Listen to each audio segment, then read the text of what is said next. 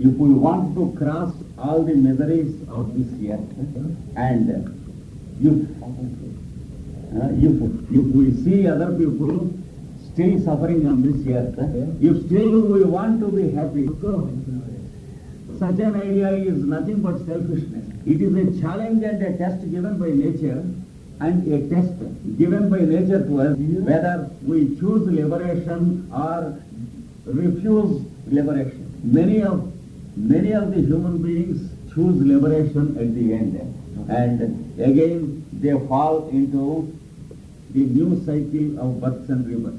But there are some who refuse to receive liberation. For example, Buddha and Christ had refused liberation because they wanted the liberation of other souls, not their own. Buddha wanted to be on this earth as part of the group consciousness of the whole earth, and he bluntly refused to have personal liberation. That's the reason why he has become a planetary principle of this earth, just as the Christ is a planetary principle of this earth. That is the ultimate perfection. The liberation is not the ultimate perfection according to these masters. But yet, liberation is the temptation of the common human being. And we do good deeds to get liberated. In the process, we are purified. We are made to take many births according to many environments, and we are permitted to gain much experience without getting involved in a situation. Our emotional bodies are being purified through our rebirth. Our hopes and desires are being purified because they are never fulfilled.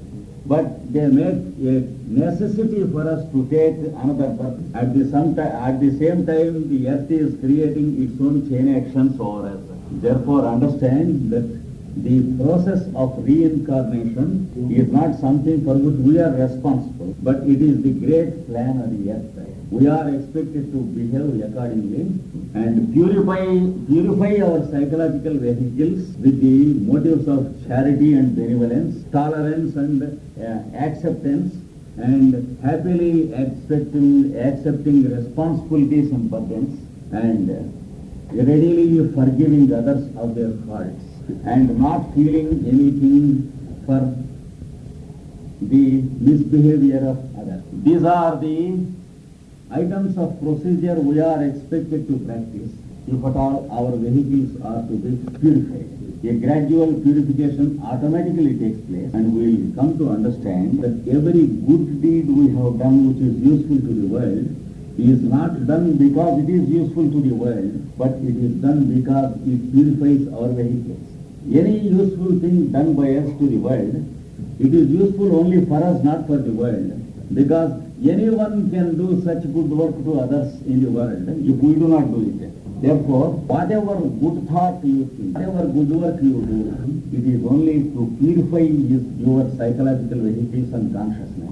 This leads you to the culmination of rebirth, the ending. And the last test will be seen by you if you prefer liberation or you prefer salvation of others. If you refuse liberation, you will be one among the planetary workers of this earth, and that is what is called the holy hierarchy of this earth. And if you accept to have liberation, you will have a personal liberation which is only self-deceiving and self-fooling. This, in short, is the purview of the theory of reincarnation. And all other theories except this are only sweet thoughts and personal imagination. And stories cannot fit into the truths of the workings of the earth. Stories cannot fit into the planetary workings of this earth. So let us try to follow the wisdom of the masters on the path, and let us identify us with our own work, so that our misconceptions are washed away from our mind, and we know our path to progress. There is no evidence that Christ was against reincarnation. He wanted only that all the souls on this earth should reach their perfection, so that they live as the children of God and not as the children of their individual father and mother. That is what the Christ taught us. Yes, that conversation never speaks anything about reincarnation. That conversation speaks only of Lord's grace, and that is not a proof either proof of either the negation or the acceptance of reincarnation by Jesus. No mention at all about reincarnation in that conversation, because he was always engaged in making God's glory dawn upon man's mind. Every conversation of Jesus Christ reflected God's glory upon man's mind. As long as we are in ignorance, we accept liberation. But the moment we understand the path of either Christ or Buddha, we will flatly deny liberation. We will totally deny liberation to ourselves, because it is selfishness. Suicide is killing the body. It has nothing to do with the birth and death of the consciousness, but it has its own impact and result in the next birth. It causes a life full of horror and terror in the next birth, because the agony at the time of suicide is stamped upon the consciousness, and with that stamp we will be born. All through life that agony exists night and day. Agony exists, the result and impact of suicide, but there is no loss or gain by suicide, because we kill the body and we cannot kill ourselves. But since every act has its own effect, suicide also has its own effect upon our conscious mind. Resurrection is a second birth while we are in this body, because the birth given by the evolution of this earth is the birth of the body, mind and senses. It is only a birth of the new instruments and not at all a birth at all. A new set of instruments are given to us in the form of the body and mind and senses. But we are living in that life when we understand that we are not the body, mind and senses, we know what we are. That is our soul. Then we will understand our body and mind and senses are not ourselves. And this change taking place in us is called resurrection. Until then, we are buried in this body in the form of a tomb. And at the time of resurrection, we are called out of this tomb, and everything in our life will be set right by God, and that is called the day of judgment also. These bodies are called graves, where we are buried inside, and we are living a life thinking that this is ourselves. But when once the real knowledge is given to us, we will begin to live Christ life.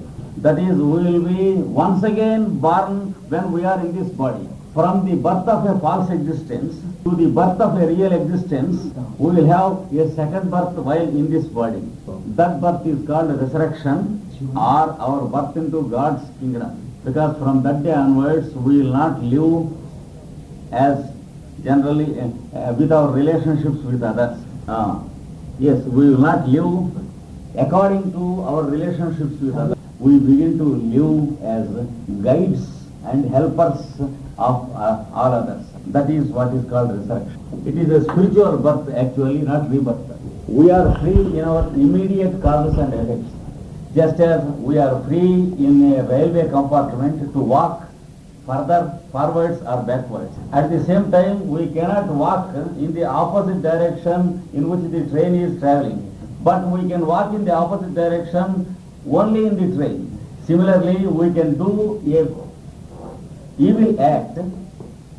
We can do an evil act and cause an evil life as a result. But the birth and death are not caused by our evil act or good act. That is only according to the plan of the evolution or Earth's impulsion. Our behavior, good behavior or bad behavior, decides the quality of our next birth. But the very cause of birth is not in us. It is in the plan of this earth. That is what I meant. When animal souls are recruited too much at a time into human kingdom, we will have centuries of overpopulation on this earth. The immediate cause of such a situation is too much indulgence in the instinct of sex by the human being. The more we give importance to the instinct of sex in our life, the more animal souls we recruit into the human kingdom through earth, and we create a necessity for family planning and contraception. That is the immediate cause. Undue importance to sex indulgence and sex enjoyment by the human animal, the undue importance, that is the too much importance given by the human animal to the instinct of sex, unlike all other animals. That is the immediate cause, overpopulation, by attracting the animal kingdom into the human kingdom at a higher rate. That is, we are attracting more and more animal souls beyond the normal optimum number on this earth, and it is the cause of overpopulation. The next step, the consequence of karma is the efforts of the human being against childbirth. That is the necessity to make efforts not to have more children. And the next consequence is understanding sex only as enjoyment and not for reproduction. Yes, the purpose of sex instinct is given a different value by the human being than the animals. The human being misunderstands that sex instinct is only for enjoying, and this causes the next consequence, that is the abnormalities of sex. For example, homosexualism and masturbation and many other monstrosities of sex are the consequences. And the next consequence is nature begins to take care of everything, not to allow such things spread in the evolution. Therefore, nature creates sterility gradually in more and more numbers of human beings. Gradually, the next generations will become sterile and childless, not having a childbirth at all. So that within 3 or 4 generations, there will be no human being at all on this earth until the next cycle of some hundreds of years. This is only a consequence of the evil act of the human being and the sequence of nature's penalty over man. Sometimes, very rarely, it is done.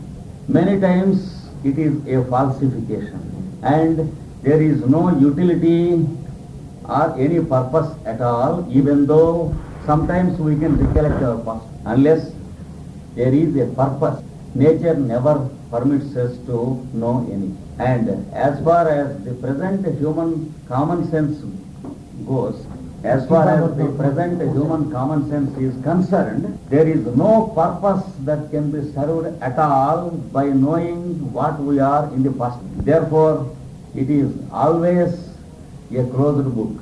If at all there is a big purpose behind it, in particular cases, they will be able to know it. But it is not a general rule at all, because it has no purpose.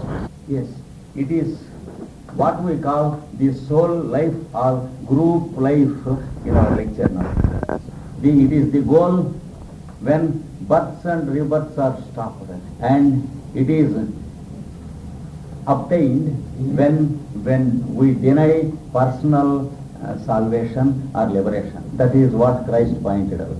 When we deny personal privileges and when give prime importance to others' requirement, it becomes a nature with us, it becomes our nature with us, and that nature continues with us, and we will deny personal liberation. Then we will be in God's kingdom as His worker. That is what Christ pointed out. Not necessarily. Sometimes it is possible that his recollections are from his previous birth. But many times the case is otherwise, because in space also there is the memory of all the wisdom of man. When there is a specific purpose for an individual or for the century, nature gives a touch of that dimension in space to a mind, and automatically the wisdom will be dawned irrespective of age. That is what is called Akashic records by the Theosophists. Where does the recollection of a banyan tree exist in a banyan seed? It is only in the space of the banyan seed. Similarly, in the space around us, there is all the history of the past mankind and the wisdom of mankind in the form of space seed. When our mind stimulates into that dimension, it can know everything. When there is a purpose, a person will be born with that knowledge, irrespective of age. Many times this will be the cause, and rarely the memory of the previous birth will be the cause. No, it's the deservance is decided by nature, because through him nature wants to get some work done. That means he deserves it. That means he deserves it. What I mentioned as stories and sweet imagination, because the mind goes into a dimension of space when it can know certain things. It is possible in hypnosis, and it goes into the family history of a person which has happened 50 years ago or 100 years ago, and then the person speaks out in hypnotic trance. That is equated with our life as our previous life history many times. But when you go and verify, it is proved that the story has occurred somewhere, and therefore we automatically equate ourselves with the story. There is much source of error in the process, and and masters of wisdom do not attach any importance to such information gathered. Animal kingdom, it is just automatic. Much of it is described by Darwin and his followers, and very rarely a human being is born in the animal kingdom also with the intelligence of his human evolution and the body of an animal, so that he suffers a hell, and it is only as a penalty of some horrible deed he has done that such a birth is possible. But immediately, as soon as the animal birth is finished, the penalty is also paid up, and he will directly come and join the place from which he has fallen and progress in evolution further. This is a rare phenomenon. But in the animals, there is no karma at all, because there is no motive in the action of any animal. The whole process belongs to nature, and there is no place for consequences, good or bad. How can a nuclear physics professor prove to a boy that the atom exists? You will also know, just wait. It is a matter of expanding consciousness. If a child asks you, how can I get matured of age now? And if a little boy asks, how can I get mustache and beard now? There is no answer. Let us wait until we know it. It's not a matter of belief, it's not a matter of understanding, but it is a matter of knowing. Those who know will express it to the world, and when we know, we too will express it.